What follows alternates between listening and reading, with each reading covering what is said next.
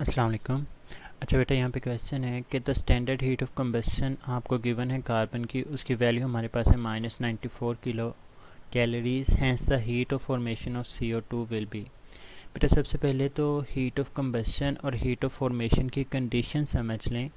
जब हम लोग बात करते हैं हीट ऑफ कंबशन की, तो हीट ऑफ कंबशन के लिए जो नेसेसरी कंडीशन होती है वो ये होती है कि 1 मोल ऑफ रिएक्टेंट का होना ज़रूरी होता है in its standard state.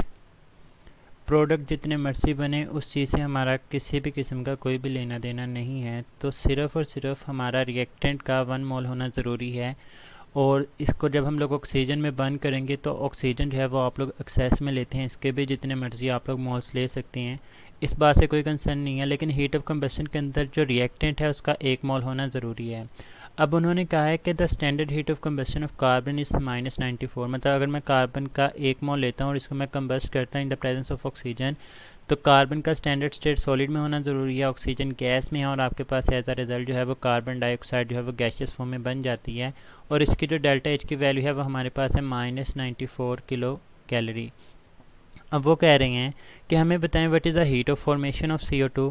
Heat of formation of CO2 की जो कंडीशन होती है वो हमारे पास ये है कि आप लोगों के पास 1 मोल ऑफ प्रोडक्ट का बनना ज़रूरी होता है और आपने CO2 की ही जो है वो हीट ऑफ फॉर्मेशन कैलकुलेट करनी है।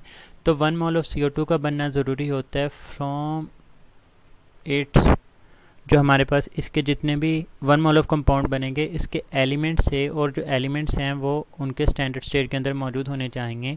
तो यहाँ पे जो रिएक्टेंट्स हैं या जो हमारे पास एलिमेंट्स हैं वो हमारे पास स्टैंडर्ड स्टेट के अंदर ही मौजूद हैं। अगर हम लोग इस इक्वेशन की बात करें कि कार्बन सॉलिड फेज़ में मौजूद है, ऑक्सीजन गैसियस फेज़ में मौजूद है, और कार्बन डाइऑक्साइड का भी आप लोगों के पास 1 ही मोल बन रहा है। तो बेसिकली ये जो इक्वेशन है वो दोनों चीज़ों को रिप्रेजेंट कर रही है।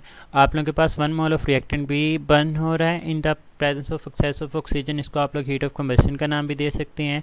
और इसी तरह से आप लोगों के पास 1 मोल ऑफ कार्बन डाइऑक्साइड की फॉर्मेशन भी हो रही है, जो कि स्टैंडर्ड हीट ऑफ फॉर्मेशन की कंडीशन है। तो इसी को हम लोग heat of formation of carbon dioxide भी बोलेंगे। तो जो वैल्यू आप लोगों की हीट ऑफ कंबशन की कार्बन की थी वही वैल्यू आपको heat of formation of carbon dioxide की देखने को मिलेगी।